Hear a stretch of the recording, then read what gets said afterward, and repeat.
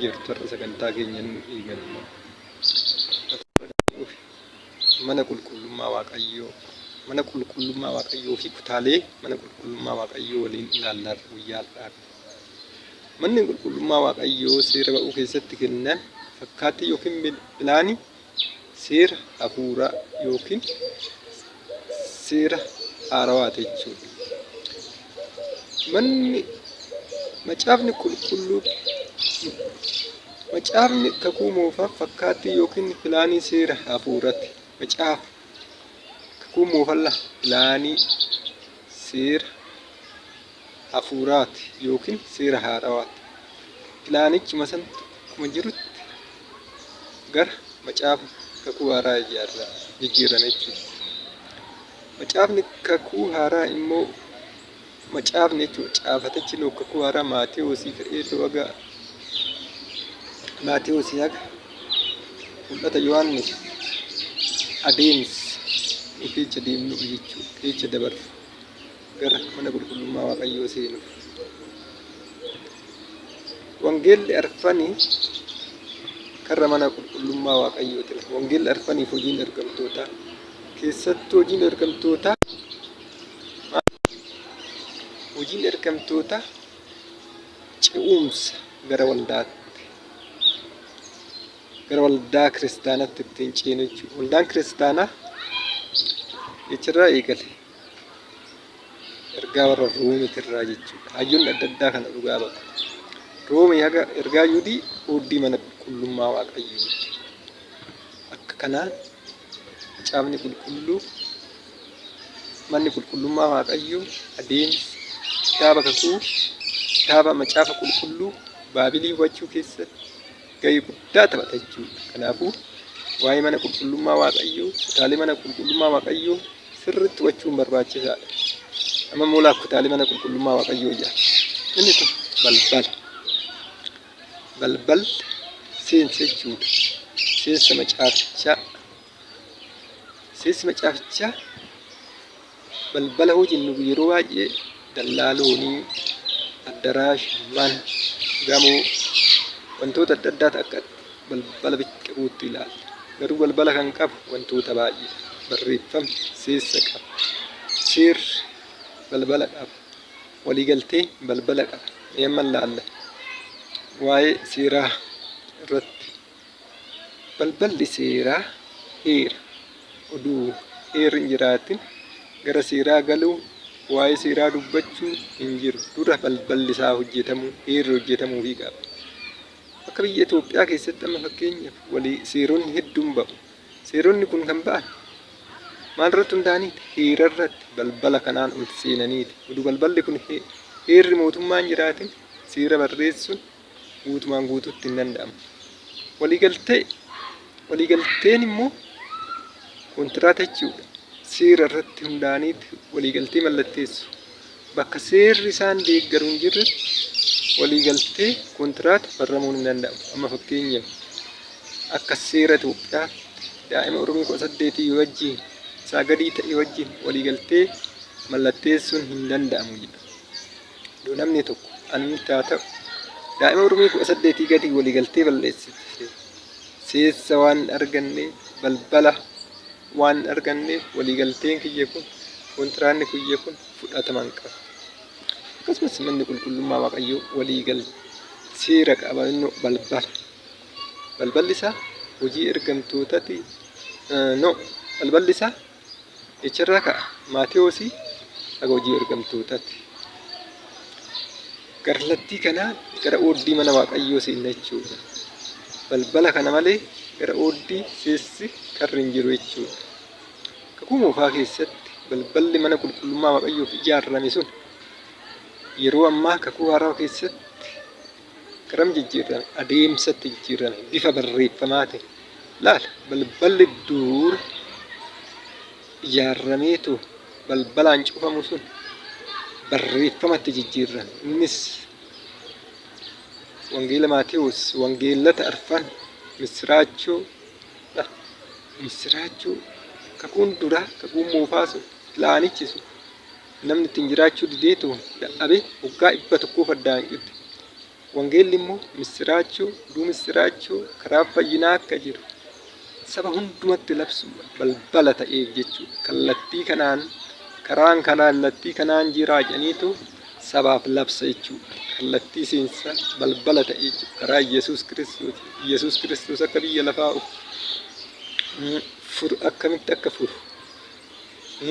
Warra ergamtoonni immoo ce'umsa hundeessa waldaa bara san keessa hundaa'e. Namni kamiyyuu waldaa bara hojii ergamtootaa keessatti dabalameetu balbala saniin akka ol seenuu qaba. Kallattii waldaa warra hojii ergamtootaa malee karaan biraa kan jirre balbala kanaan ol seenu. Maatewos akka hojii ergamtootaatti wanti baay'ee rakkoo ta'a. Inni lammaffaan ooddii iddoo itti qulqullaa'an jechuudha. Ooddiin kun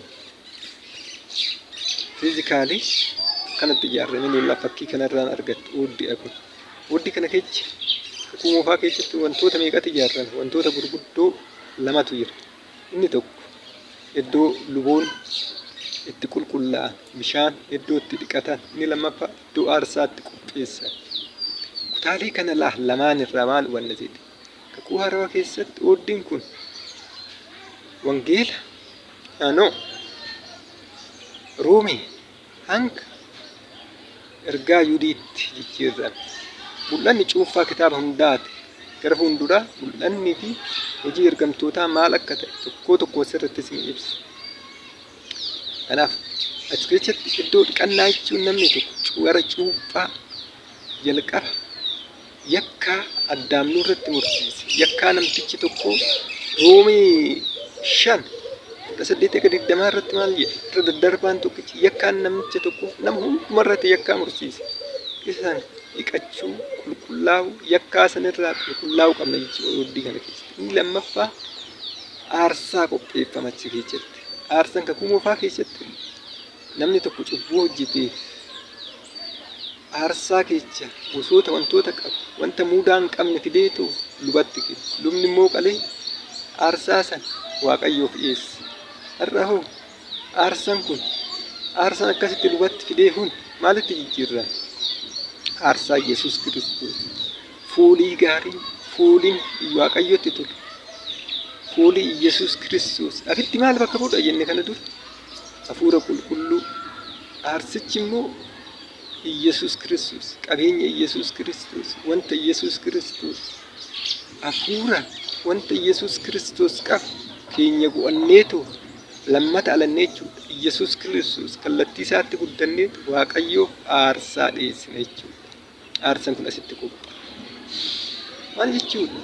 Wanti Yesuus Kiristoos qabu, dhiigni Yesuus Kiristoos keenya, foon Yesuus Kiristoos keenya, lapheen Yesuus Kiristoos laphee keenyatti keenya gogaa sana isa ajjeesne keenya akka dhagaa jabaataa sana ajjeesne kan Yesuus Kiristoos hin kaane waan Yesuus Kiristoos hundumaa keenya godhachuudha. Laal qabeenya as keenya finneetti kennine inni sun aarsaa ta'arramoo aarsaa kanatti Waaqayyoon gammadu. Aarsaa Yesuus Kiristoos kennu. Aarsaa ilmi isaa kenne sirriitti waan gammaduuf ooddii kana keessatti kutaa lammaffaa kana keessatti kana qopheeffan. Kanaafuu fayyuudhaaf gitti wantoonni lama sirriitti akka barbaachisu. Tokko qulqullaa'uu. Laal namni tokko waldaan hedduu cuuphaan hin qulqulloofne. Maal hin qulqulloofne ree cuuphaa? Lubni cuuphaan maal bakka bu'udha? Yakkaa inni addaam hojjete. Yakkaan kun immoo nama hundumarratti muramu Roomee 5:18-20 irratti hin argattu. Yakkaan kun nurratti asirratti dhiqachuu qabna, qulqullaa'uu. Inni lammata dhalachuu. Aarsaa Yesuus Kiristoos, qabeenya Yesuus Kiristoos keenya godhachuu jechuudha. Erga kana lamaan adeemsa kana lamaan dabarre gara iddoo aarsaatti keenya kutaa qulqulluu galla jechuudha. Kutaa qulqulluun kun lubootatu gala. Har'a nu luboota jechuudha. Luboon ana waldaa kiristaanaa luboota aarsaa sagalichi wanti Waaqayyoo kallattii torba dameewwan torba ibsaawwan torba kallattii torba fuula qulqulluu karaa fuula qulqulluu akka nu keessaa dhiifu sirriitti ilaallee tokko kana dura cuuffan ejersaa baattuu ibsaa torbarraa ifa bula jechuun ifaa oola jechuun har'a sagalee waaqayyoo cuuffan ejersaa sagalee akka waaqayyoo akka ta'e kana dura ilaallee turre. Kallattii torba aarsa wanti waaqayyoo sagalichi jechichi Iyyasuus Kiristoos akka Iyyasuus Kiristoos damee torba dameewwan Iyyasuus Kiristoos torbas kallattii torbaan nurraa dhiba. Biddeenni sagalee waaqayyoo bakka du'aa kana jechuudha. Kutaa kanarraa kutaa lammaffaa iddoo qulqulluu kanarraa maal hubanne seeti? Namni kamiyyuu hanga fe'e cimu hanga fe'e guddatu kutaa kana ol hin darbu. Kutaan iddaan iddoo qulqulloota hangafa lubaa qofa. Hangafni lubaa keenya Iyyasuus Kiristoos qofa. Namni biraa hoose ni ajjeefama. Har'a nu hanga fe'e cimu hanga fe'e guddan kutaa kana kutaa iddoo qulqulluu kana isa ol darbuu hin dandeenye. Namni kamiyyuu kutaa kana hin darbu. Innis waaqayyo qofatu darba jechuudha. Hangafa lubaa Iyyasuus Kiristoos qofa. Kutaa inni iddoon qulqullootaa gara bantii waaqaa jijjiirran. Inni kun Iyyasuus Kiristoos qofaaf eeyyaman. Waaqayyo qofa. Namni kamiyyuu eenyummaa waaqummaa eenyummaa abbaa jechuun eenyummaa waaqayyoo isa ilma namaaf kennan fudhachuu hin dandeenye. Fakkeenya waaqeffamuun Iyyasuus Kiristoos hafuura qulqulluu abbaaf qofa kenname jechuudha. Abbaan ilmi hafuura qulqulluun namoonni tokko akka waan kakuu haaraa keessatti yookiin immoo seera hafuuraa keessatti qofa jirutti ilaala. Kun dogoggora. Kakuu moofaa keessatti jechi abbaa jedhu kun ilma hafuura qulqulluu bakka tokkotti waaqayyo jedhamee waamama. Waaqayyo jechi jedhu kun abbaa ilma hafuura qulqulluu ta'uu jecharraa hubanna.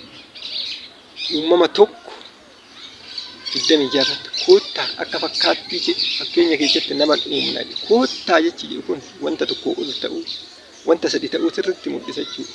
Wanta lama ta'e koottuudha. Kanaafuu abbaa ilmi hafuura qulqulluun duruma kan jiran ta'uu sirriitti asirraa hubanna.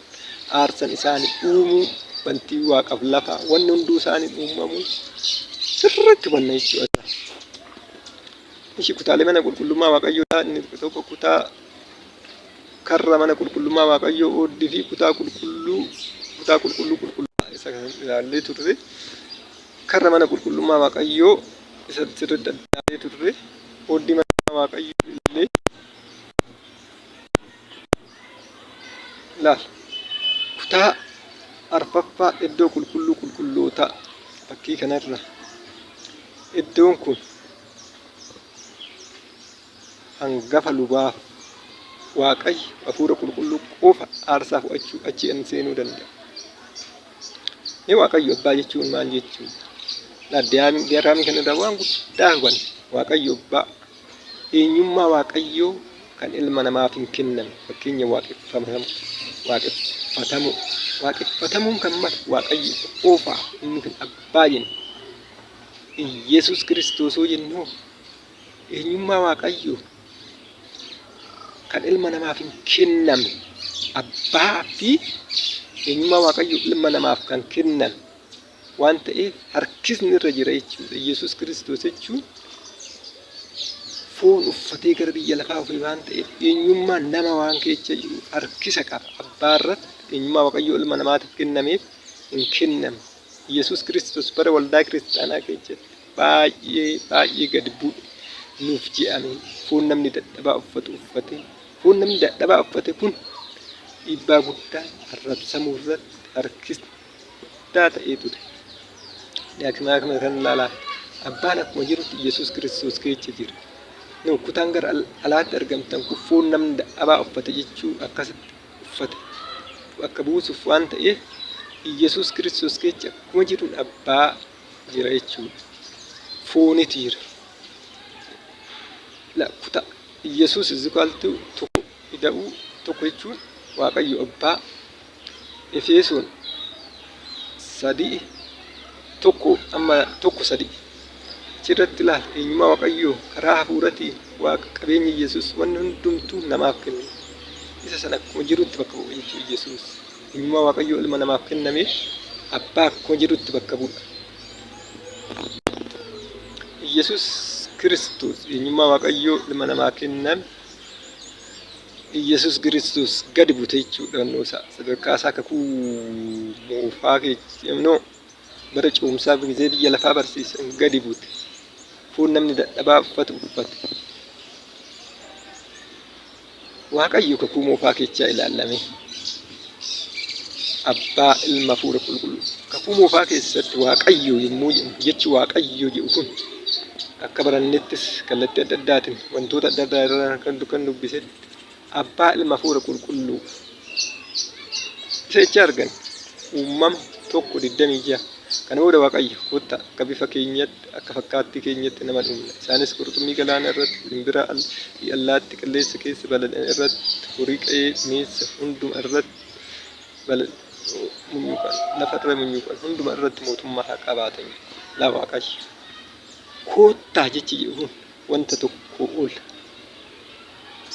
wanta lamaa ol wanta tokko lamaa ta'e kotta tokkummaan kakuma moofaa keessatti Waaqayyo ilma hafuura qulqulluu jennu kun kakuma moofaa keessatti uumuu keessatti waan hundumaa kan go'e Waaqayyo bakkuma tokkotti jedhamu kun kakuu moofaa keessatti namni hundumtuu sirriitti hubachuun baay'ee barbaachisaa.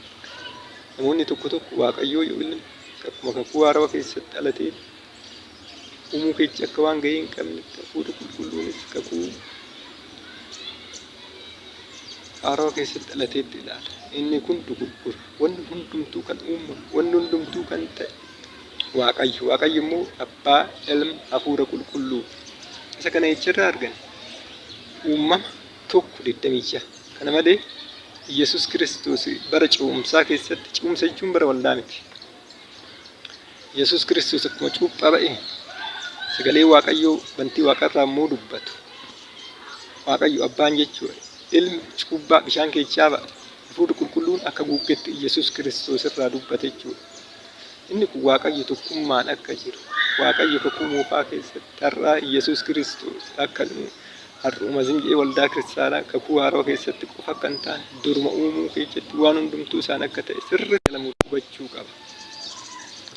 Mee luqqisiiwwan Yesuus Kiristoos hafuurri qulqulluun abbaa Waaqayyo gooftaa akka sagadamuuf ibsu muraasa waliin ilaalla. Mee Maatewos 1:25-26 yeroo san yaa abbaa gooftaa waaqaaf lafa isa kana warra ogeessotaaf hubattoota jalaa dhoksitee wallaalotatti mul'ifte. Eeyyeen abbaa asitti gammadeera jedha laal Waaqayyo. Abbaan kanatti Yesuus Kiristoos galateef abbaan sagadamuu fi qatamuu fi qaba. Lammaffaa Qorontos 3:16-17 caafanni qulqullaa inni gara gooftaa gara gubbaa golgicha duraa fudhatan jedha. Egaa gooftichi jedhame kun hafuura qulqulluu la. Lammaffaa Qorontos 3:16 irratti hafuura qulqulluun gooftaa akka jedhamu sagadamuuf akka malu sirriitti nu ibsa. Kana malee hafuura qulqulluu kutaa qulqullootaa keessa erga Yesuus Kiristoos gara bantii Waaqaatti achi akka gad dhufe sirriitti hubachuu hin danda'amu. Yesuus Kiristoos gara mirga abbaa gara abbaan ba'aa achi hafuura qulqulluu isiniif hin erga jedhe namaaf. Kutaa kana keessa seenuun akkuma fakkii mana qulqullummaa irra hin danda'amne ajjeefamu. Garuu hafuura qulqulluu bantii Waaqarraa akka dhufe sirriitti jechuudha. Inni sadaffaan immoo Yesuus Kiristoos Waaqayyo ta'uu gooftaa sagadamuuf akka malu kan ibsu Filiippoos 2:5 yaada garaa Kiristoos qabaatu. Yesuus qabaadhaa jedha. Inni bifa waaqummaan utuu jiru laala Yesuus Kiristoos bifa waaqummaan jiru. Ulfina waaqummaa isa abbaa isaa wal qixxeessu wanta qabaataniif itti hafan hin lakkoofne. Ulfina waaqummaa abbaan wal qixxeessu qaba. Inni ulfina isaa gad deebisee akka waan tokkootti hin galle godhe. Bifa garbummaa fudhate. Bifa garbummaa laala Yesuus Kiristoos bifa garbummaa bifa keenya fudhate. fakkaatti namummaan dhalate waan hundumaa nama ta'ee argame. Inni gad of deebisee hamma du'aa hamma fannifamee du'uuyyuu abboomamaa ture Yesuus Kiristoos. Mee waan inni nuu ta'e ilaala. Abbaan wal qixxaata jechuudha. Wanna hundumaa Waaqayyo oduu ta'ee jiru gad of qabee wanna hundumaa bifa garbummaa namaa uffatee kanaafis Waaqayyo waan hundumaa caalchisee isa ol qabee ture. Maqaa kam caalu kenneef. Kanaaf warri bantii Waaqaa keessa jiru warri bantii lafaarra jiru hundinuu maqaa Yesuus Kiristoos jilbiiffatanii akka sagadan godhu. Wanti bantii arrabni hundinuu ulfina Waaqayyo Abbaatiif Yesuus Kiristoos gooftaa ta'e akka beeksisu. Look hojii Yesuus moo'icha booda Yesuus Kiristoos gahee inni taphate wanta inni hojjete waan guddaa akka ta'e sirra. Dur Waaqayyo Abbaan wal qixxaatee oduu jiru ilaalle Filiiphees irraa. Wanna kana wanta tokkotti oduu hin dabalin hojii fuun namni dadhabaa uffate bifa garbummaa uffatee gara biyya lafaa dhufe. Kana bichaa miti ni garafame, ni arrabfame, ni tuffata, ni fannifame, ni du'e. Kun immoo Yesuus Kiristoos yeroo san baay'ee gadi buuse jechuudha. Maaliif sadarkaasaa abbaa wal qixxaatee oduu jiru ta'ee jiru nuuf je'ee gad deebi'e. Ulfina isaa gad qabe. Yeroo warraa hoo wanti hundumtuu maqaa isaatti dabarfamee kenne. Maqaan Yesuus Kiristoos kophaa hojjete.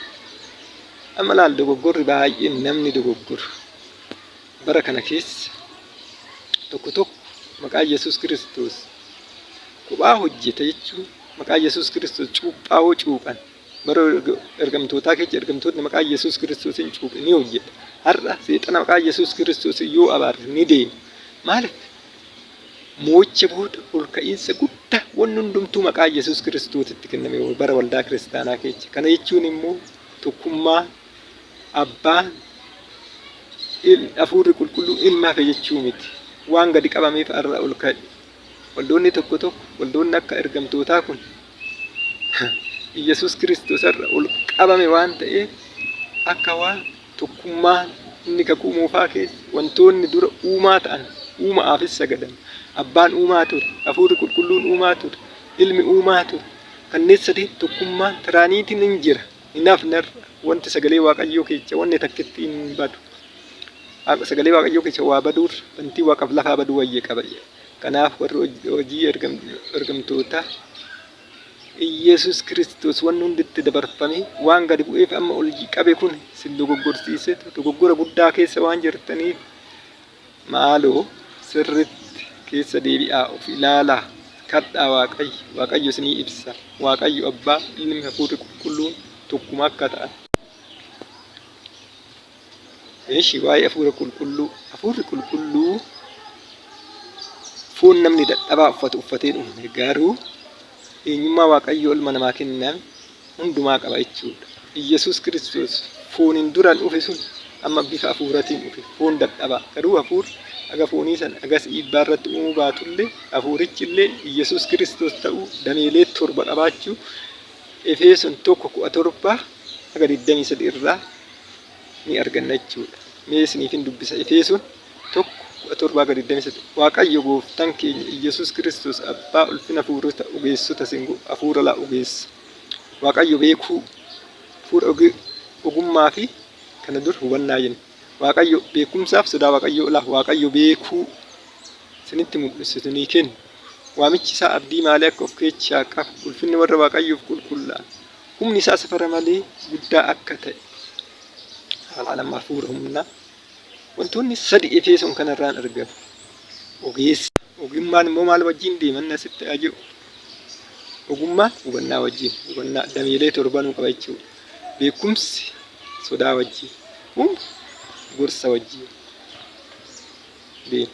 Kanaafuu sadeenuu asirratti mul'ata. Kana sadeeniin immoo guzuma tokko guddachuu fakkaatti. Hafuurri qulqulluu jechuun Yesuus Kiristoos jechuudha. Garaagarummaan jiru.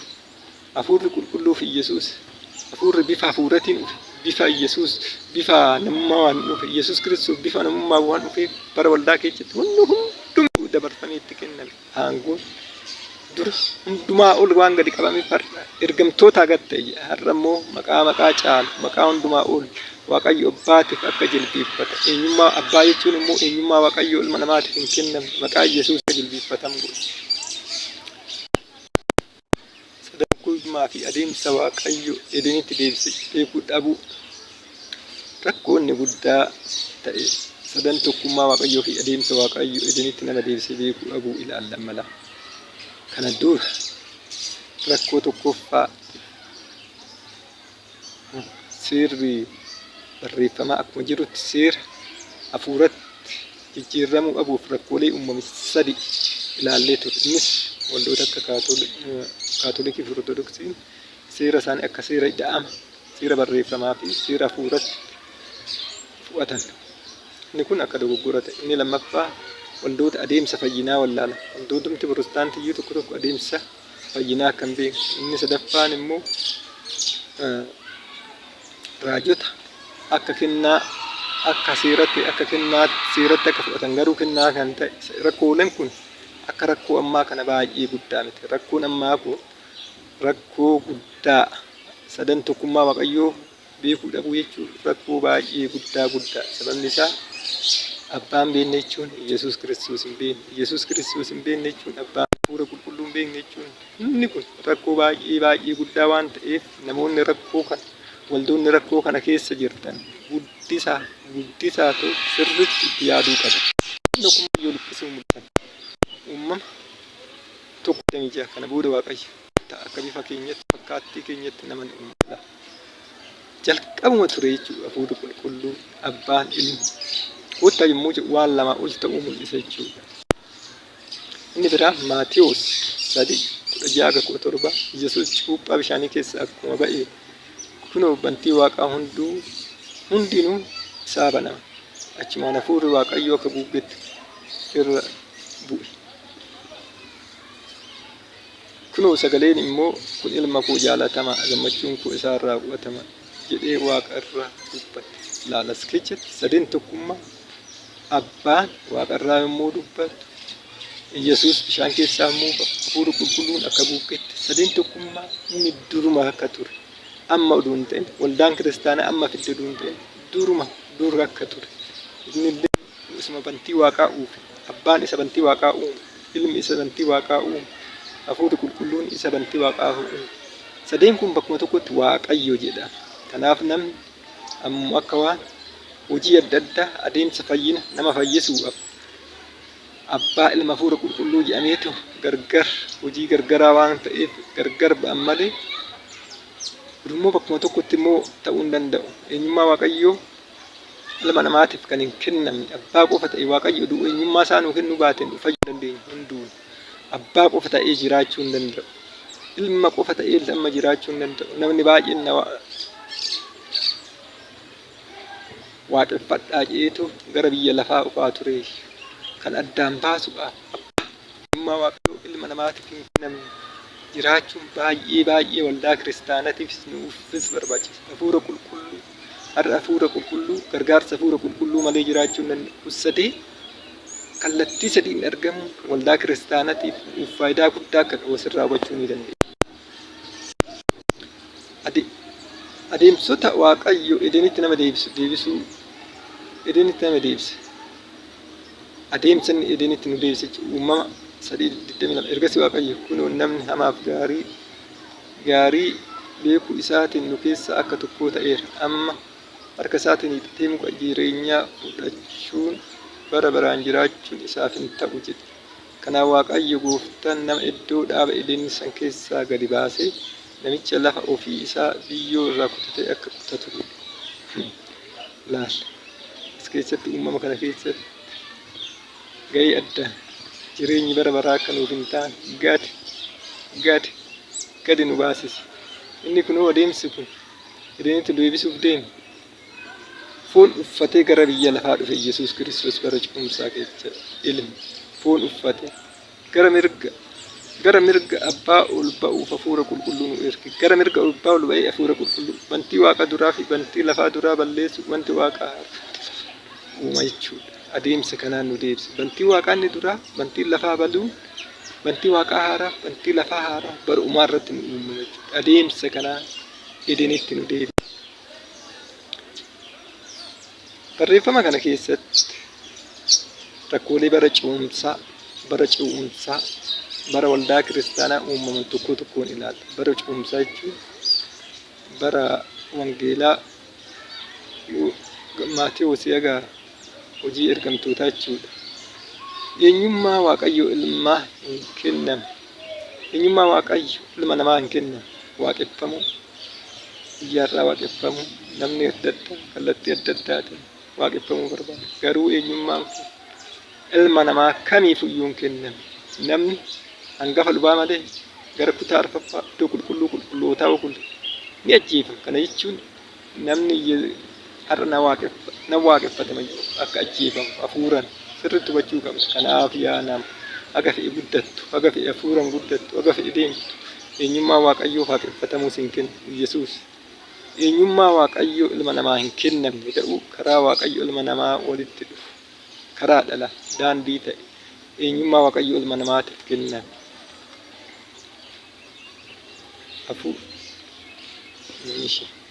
Waa'ee hafuura qulqulluu hubachuuf mee fakkeenya jecha afaan Ingiliffaan alamuu jedhu akkamitti jijjiiramee neetwoorkii keebilii keessa deemu haa ilaallu. Jecha alamuu jedhu kun alamuu jechi jedhu kun jechichi kun qubeen barreeffama. Garuu signaaliidha. Signaalii ta'ee shiboo keessa yommuu deemu gara signaalitti jijjiirra. Inni kun alamuun garuu isa santu jijjiirame waan ta'eef tokkuma jechuudha. Akkuma wantoonni tokko tokko bifa adda addaatiin argamuu danda'an sagalee Waaqayyoos bifa adda addaatiin argama. Laaf jechi alamuu jedhu kun jechi qubeetiin alamuu jedhu jecha signaalitiin ooniif oofiidha. Kallattii adda addaatiin deema. Inni garuu alamummaa hin jijjiiru jechuudha. Qaalatti alamuu jedhanii namni dubbisuu danda'u, namni walitti fidu. Baanaarii ani soo barreeffame. Hiika isaa hoo dogoggorre malee hiika baanaaricha laangujicha andarstaandii gochuu dadhabne malee waa'ee alamuu. Kanaafuu hafuurri qulqulluun Iyyasuusuma sagalichuun waan hundumaa waan Iyyasuus qabu waan qabuuf dameewwan torba waan qabuuf Iyyasuus Kiristoosuma akka ta'e sirriitti hubanna. Garuu akka Iyyasuus Kiristoositti foon namni dadhabaa uffatee waan hin dhufneef akka Iyyasuus Kiristoositti rakkoolee kanneen hubachuu waa'ee Waaqayyo Abbaa ilma hafuura qulqulluu hubachuuf rakkoolee uumaman amma immoo waliin ilaalla. Rakkoolee sadii hordoftoota amantaa Jehoovaa guutummaan waaqummaa namummaa Yesuus Kiristoos ta'uu bara ce'umsaa hubachuu dhabuu. Bara ce'umsaa keessatti bara ce'umsaa waldaa keessatti akkuma Filiippoos duratti isin dubbise guutummaa waaqummaa namummaa Yesuus Kiristoos keessa. Mee maal jedha seetis isaan maal irratti akka hundaa'an kun dubbise. Yohaannis 4:28-31 amma nan deebi'a isin bira nan dhufa abbaan na caali jedhu irratti hundaa'an warra amantoota Jehoovaa Yesuus waaqa xiqqaadha. Amma deeme. Kana jechuun bara ce'umsaa keessa namni dadhabaa uffate fuun dadhabaa waan baay'ee barbaada. Harkisa guddaa Yesuus Kiristoos baay'ee gad harkisa.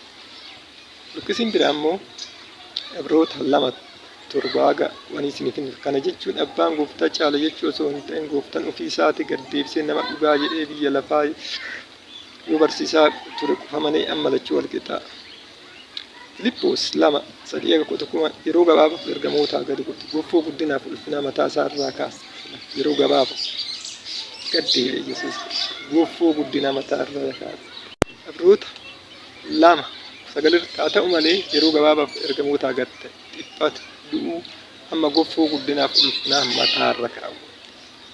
Bara waldaa kiristaanaa keessa gooftaa ulfinaa gooftaa wanni hundumtuu yeroo sana foon namni dadhabaa uffate waan baay'ee harkisa guddaa mo'icha guddaa nuuf immoo harkisa guddaa kanarratti hundaa'anii Yesuus Kiristoos waaqa xiqqaadha jechuun dogoggora guddaa.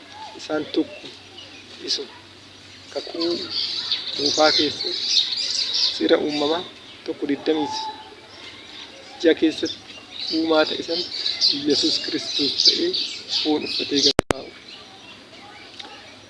Ati yeroo gabaabaaf ergamootaa gad ta'e foon namni cubbamaan uffatuun gara biyya lafaa dhufe. Yoo gara waaqaa ol ba'e foon nama cubbamaa ni jijjiirrame. Kakuu moofaa keessatti yeroo foon uffatee gara biyya lafaa dhufe san foon namni dadhabaa uffatu uffate.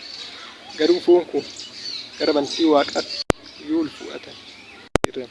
Tokkoffaa Qorontos 15:18 sirriitti namni fooniif dhiiga mootummaa waaqayyoo hin galu. Wanti wadu keessa hirmaachuu danda'u. Hundi keenya ni geeddaramne jechuudha.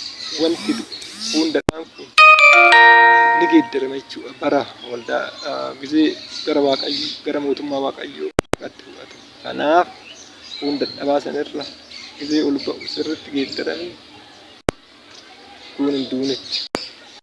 Macaafa keessatti luqqisee Yesuus abbaan tokko ta'uu mul'isa. Macaafa qulqulluu keessatti luqqisee Yesuus abbaan tokko ta'uu mul'isa. Yohaannis 17:1 yaa abbaa qulqulluu akkuma nu tokko ta'an laala.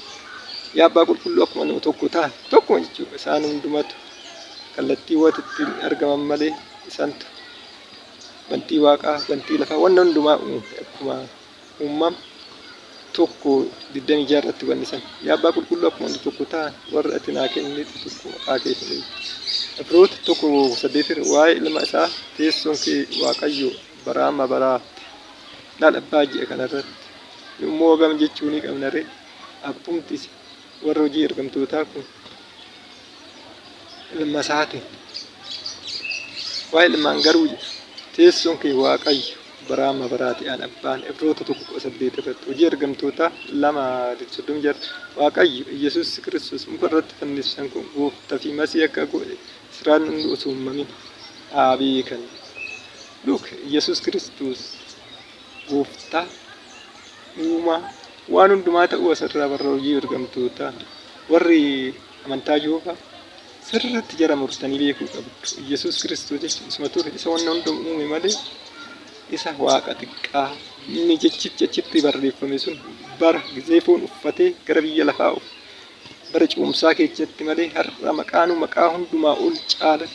Kana immoo faallaa keessanii warri waldaa ergamtootaa faallaa keessanii Yesuus Kiristoos dhala waan hunduun jiru maaliif har'a immoo wanni hundumtuu yeroo isaan waan gadi qabameef si faalla ol qaqqaban maqaa caaluu hundumaa olitti maqaan Yesuus Kiristoos kubaasa wanni hundumtuu maqaa isaatti dabarfamee waan kennameef faallaa keessaniin wanni jechuudha waaqeffata. Kanaaf sirriitti yaada tokkummaa sadan tokkummaa uumiyyuu hin badu isaanumatti waaqa uume wanni hunduu isaaniin uumama. Rakkoo sadan tokkummaa tiraaniitii bara cuumsaa keessatti Yesuus barsiisu hubachuudhamu rakkoo sadan tokkummaa tiraaniitii bara cuumsaa keessatti Yesuus barsiisu hubachuu dhabu hordoftoonni amantaa Islaamaa Yesuus aboo akka hin qabneetti ofii ibsa. Yohaannis 5:9 irratti hundaa'aniiti Yesuus Kiristoos ofuma isaatiifuu aboo hin qabu jedhanii miidiyaa adda addaa irratti yeroo walii gad oofanii isaanis jechicha akkam jiru fudhata seete Yesuus dhuguma seetti himaa ilma ofii isaa homaa gochuu hin danda'u. Yohaannis 5:9 irratti ilma ofii isaati. Yohaannis 5:9 Yesuus dhugaan ilma ofuma isaa homaa gochuu hin danda'u. Qofa kutanii Yesuus akka aboo hin qabneetti ofii isaati sooshaal miidiyaa irratti dhufu. Garuu guutummaa yommuu dubbisan Yesuus dhuguma seetti ilma ofii isaa homaa gochuu hin danda'u. Abbaan hojjetu ni hojjeta. Abbaan an hojjetu ilaalee hojjeta. Osoo abbaan hojjetu ilmis akkuma kanatti hojjeta. Kana jechuun abbaa ilma wajjin hojjeta malee kophaa hojjechuu hin danda'an jechuudha. Mana tokko keessatti maneejimentii haa bu'an yeroo ammaa maneejimentiin hojjetan yookiin wanni baay'een maneejimentiin hojjetan. Namni tokko maneejimentii san keessa homaa gochuu hin danda'u. Aga maneejimentii sun waliigaleetu irratti waliigaleetu murteessutti namni tokko kophaa gochuu hin danda'u. Kanaaf ilmi abbaan hafuura qulqulluun homaa gochuu hin danda'u jechuudha. Kana jechuun luqqisiin kun. Kanaaf sadeenu bakka tokko irratti walii galaniitu waan tokkoon hojjetu jechuudha malee Yesuus Kiristoos aboo hin qabu jechuu miti. Amma fakkeenya maneejimentiin mana tokko walitti qabaanuu bule walitti qabaan kophaa isaa homaa gochuu hin danda'u. Kophaa isaaniitti homaa gochuu hin danda'u. Kanaaf kophaa waan tokko waaqessuu waan tokko buluun hin danda'amu jechuudha. Sadan tokkummaa tiraaniitii hordofuun keenya dirqama jechuudha. Kana jechuudha. Qisii Yesuus dhugaan sinta ilma ofii isaatti homaa gochuu abbaan ofii isaa homaa faraduu hin danda'u. Firdii hundumaa ilma isaatti kenna. Yoo hundinuu abbaaf ulfina akkuma kennan ilmaafis laal hundinuu abbaaf ulfina akkuma kennan ilmaafis kennuu qaba. Hafuurri dhugaas yommuu dhufu gara dhugaatti sin gaggeessa jechuudha. Abbaa ilmaaf ulfina akka kennuu qaba. Bara waldaa kiristaanaa wanni hundumtuu miila Yesuus jala gala jechuun Yesuus qofaa ulfina kennaa jechuu beekuu dhabuu amantoota ergamtoota amma rakkoon waldaa warra Jihoovaa fi waldaa kanaa wal fakkaata. Rakkoon amantoota amantaa Jihoovaa fi amantaa ergamtootaa wal fakkaata. Akkuma amantoonni warra Jihoovaa nuuf je'ee foon uffatee namni dadhabaa uffatee dhufuu wallaalan amantoonni warra ergamtootaa seera wanti hundinuu miila Yesuus jala gale wallaalan. Hojii ergamtoonni maqaa Yesuus cuubaa turan. Hojii ergamtootaa 19:4-5 irratti sababni isaa wanti hunduu miila Yesuus jala gale. Ibroota 2:7 fi Filiippoos 2:3 yeroo gabaabaaf ergamoota gonfoo guddinaa fi ulfinaa mataarraa kaasan hundumaa miila isaa jala galchite. Haa ta'u malee yeroo gabaabaaf ergamoota gadi gootee dhiphatee du'uu isaatiin amma gonfoo guddinaa fi ulfina mataarra kaa'ate. Yesuus Kiristoos yeroo gabaabaaf ergamoota gad ni du'u. Amma yeroo wanni hundumtuu dabarfamee itti kenname. Kanaaf maqaa caalu ol kenne. Maqaa isaatiin hundumtuu akka sagadu akkuma hojjete. Warra waldaa kana keessa maqaa kitaaba keessattis ta'ee maqaa Yesuus Kiristoos. Wanti hundumtuu maqaa Yesuus Kiristoos akkasumas maqaa abbaa ilmaatiin. Kana jechuun maqaa abbaa ilmaa hafe jechuu osoo hin ta'in dura waan gadi qabameef amma hundumaa waan ol qabame jechuudha malee sadan tokkummaa hafuur ilmi hafe jechuu miti. Kanaafuu warra hojii ergamtootaa duqqisiin kun sin dogoggorsiisinii sirriitti yaadaa sirriitti kadhaa barreeffama kana kitaabaan dubbise kana sirriitti irra deddeebisaa dubbisaa. Waaqayyo rakkoowwan amma nu keessa jiru rakkoowwan sadeen kun rakkoo cimaadha. Rakkoo Waaqayyo wallaaluu waan ta'eef waldoonni akkanaa kun sirriitti irratti hojjetamuu qaba. Sirriitti dubbisuu sirriitti qachuu qabdu. Maqaa Yesuus seexana yoo abaare seexanni nu dhiisee baqata. Akkasumas maqaa abbaa ilmaa hafuura qulqulluutiin yoo abaare seexanni nu fudhata. Maqaa Yesuus kophaa hojjeta jechuun sadan tokkummaan hafe jechuu miti. Sadan tokkummaan hafe jechuu miti. Yohaannis 5:20 hundinuu abbaaf ulfina akkuma kenneetti ilmaafis ulfina kenna. Ilmaaf ulfina kan hin kennine abbaafis ulfina hin kennine. Hundinuu abbaaf ulfina kenne akkuma kenne ilmaaf ulfina kenne abbaafis hin kennine. Sadan tokkummaa sirriitti jira. Innis kakuu muufaa sagalee Waaqayyoo waan nafu hin jiru. Waaqayyoo jedhu kakuu muufaa keessatti abbaa ilma bara ce'umsaa keessattis abbaa ilma ammallee abbaa ilma hafuura qulqulluu akka ta'an sirriitti jala murree beekuu qaba. Akkuma kana bara waldaa dhuma irratti aangoon amma akkanatti Yesuusitti dabarfamee kenne. Wanni hundumaa xumura Yesuus Kiristoos aangoo isaa kan gara abbaatti akka dabarsu tokkoffaa Qorontos 5:24 irraa ni hubanna. Kiristoos immoo gooftummaa hundumaa aboo hundumaa qulqulleessee mootummicha deebisee Waaqayyo abbaatti erga kennee booda dhumni ni ta'a. Barri dhumaa wanni hundumtuu Yesuus Kiristoos wanni kallattiin ittiin hojjetu wanni hundumtuu Yesuus Kiristoositti amma dabarfamee kenname kun hundumaa xumuree hundumtoo ta'e dhuma baraa irratti aangoo kana abbaaf ni deebisa jechuudha. Kanaaf namaa hin dogoggorin abbaa ilmi hafuurri qulqulluu Waaqayyuma isa durattu ammallee wanni hundumtuu isaaniin hojjetamu ta'uu sirriitti hubachuu qabu. Jechi Waaqayyoo guutumaan guututti hin geeddaramu. Abbaa ilmi hafuurri qulqulluun uumaa ta'uu uumama tokko 26 irratti sirriitti ilaalle koottaa akka fakkaattii keenyatti lanshi achi maal Yesuus Kiristoos immoo cuuphamee cuuphaa bishaan keessaa ba'u abbaa ilma hafuurri qulqulluu gisee tokko akka dubbatan wal wajjiin abbaa teessosaa bantii waaqaa keessatti akka ta'e mana qulqullummaa waaqayyoo sanirraa nu hubanna. Yesuus Kiristoosis akka teessoo sanirra akka taa'u mirga abbaa akka taa'u nu hubanna.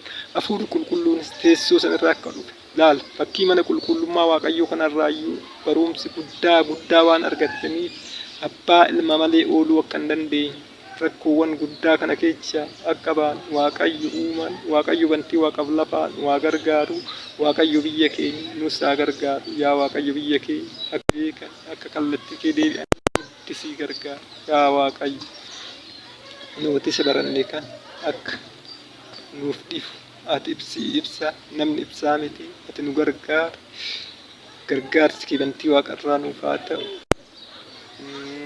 Sagantaa keenya xumurreerra waan dhaga'umaatiin dhaggeeffattaniif guddaa galatooma waaqayyo isin haa eebbifamaa nagaan tura.